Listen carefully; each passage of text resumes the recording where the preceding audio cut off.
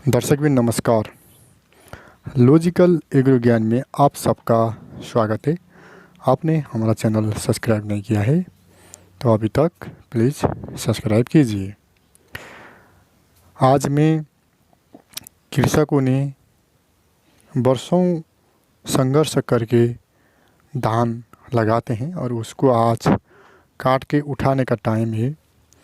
उस टाइम का एक काम कर रहे दीदी बहनियों से काम कर रहे जो एक पल समय है, उस समय को मैं कैप्चर करने के लिए जा रहा हूँ।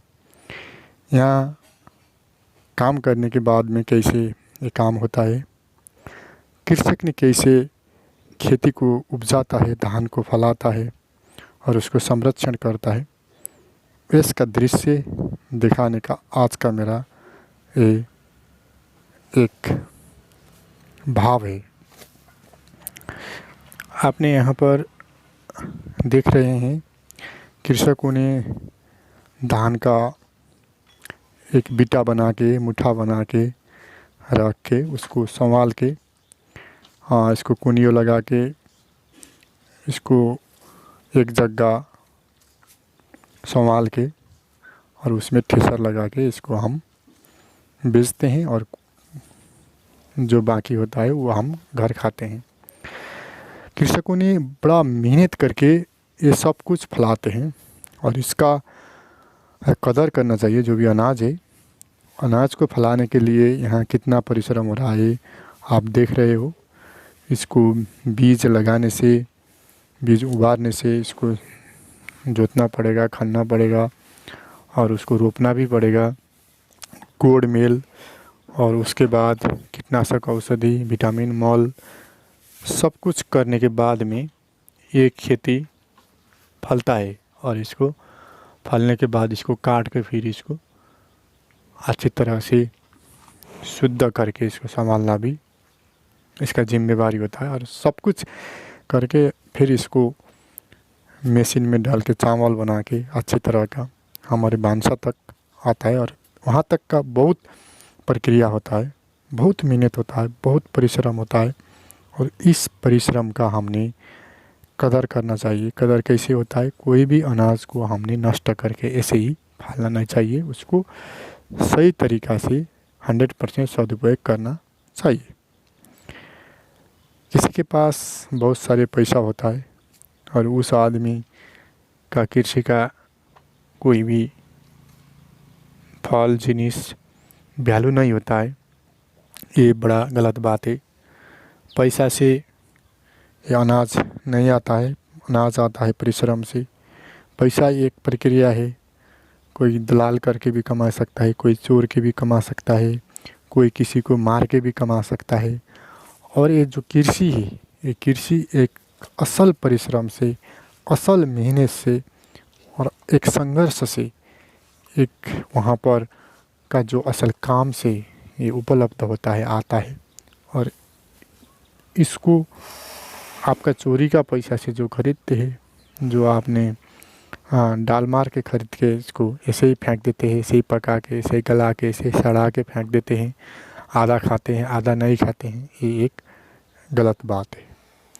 और आपने जब भी कृषक को एक परिश्रम, एक प्रकृति का एक देन, जो बीज बीजन, जो सौरे, हवा, पानी, धरती, जो इसका मेहनत है, दिन रात करके सूर्य ने और ये पृथ्वी ने और ये वायु ने, ये सब कुछ ने मिल के यहाँ पर एक खेती उपजा रहे हैं और कृषक का साथ लेके। और इस चीज़ का हमने कदर करना चाहिए और इस चीज़ का इसे ही फेंकना नहीं चाहिए। अभी हमने ये 5 कट्ठा में खेती कर रहे हैं और इस खेती में यहाँ पर गट्ठा का 4-5 क्विंटल तक आएगा। अच्छा, मैंने इससे पहले भी एक वीडियो यहाँ पर डाला था धान का फूल खिलने के टाइम में, और वो फूल खिलने के टाइम में सबसे अच्छा धान इस जगह का था, इस खेत का था। और इस खेत का धान कैसे फल रहा है आप यहाँ पर देख रहे हो। गट्ठा में 5 क्विंटल तक, 4 क्विंटल तक मिनिमम इसमें आता है, बहुत अच्छा फसल यहाँ पर हो रहा है। और ये एक परंपरागत तरीका है। मैंने ये वीडियो बनाने का एक मकसद होता है, एक विचार होता है, मैं क्यों ये वीडियो बना रहा हूँ मैं आपको बताऊँगा। अभी का ज़माना आ रहा है टेक्निकल का, टेक्नोलॉजी का। मशीन से धान काटता है, उसी टाइम में धान को एक अलग बनाता है, परल को अलग बनाता है, धान को अलग बनाता है और उसको बोरा में भी एक ही साथ पैक करके उसको रेडी करता है। ये ज़माना आ रहा है। अभी मिट्टी छोड़ने का कोई आदमी, एक ही आदमी से, 2 आदमी से बड़ा सारा खेत का काम एक ही साथ होता है। ये मशीन का ज़माना है। अभी यहाँ पर एक खेत एक ही साथ सबका खेत में धान पाकेगा और बड़ा बड़ा फाट होगा तो वो मशीन आएगा, और थोड़ा बहुत में वो मशीन नहीं आएगा। यहाँ पर आदमी से ही काम चलाना पड़ेगा। ये परंपरागत तरीका है। सदियों से ये तरीका हो रहा है। आदमी ने हंसिया से काटता है, आंसी से हंसिया से काटता है और इसको ऐसे करके सुखा के फिर इसको बीटा बांध के, मुठा बांध के और इसको एक बार संभाल के और उसके बाद में हम ठेसर लगाते हैं। वो ठेसर लगाने का टाइम का वीडियो भी मैं यहाँ पर अपलोड करूँगा, वो भी मुश्किल नहीं है। और इसी करके परंपरागत तरीक़ा से यहाँ पर इसको हम काम करते हैं। और सारा ज़मीन है जो नेपाल का चितवन जिला का गुंजानगर क्षेत्र है और ये फाँट है।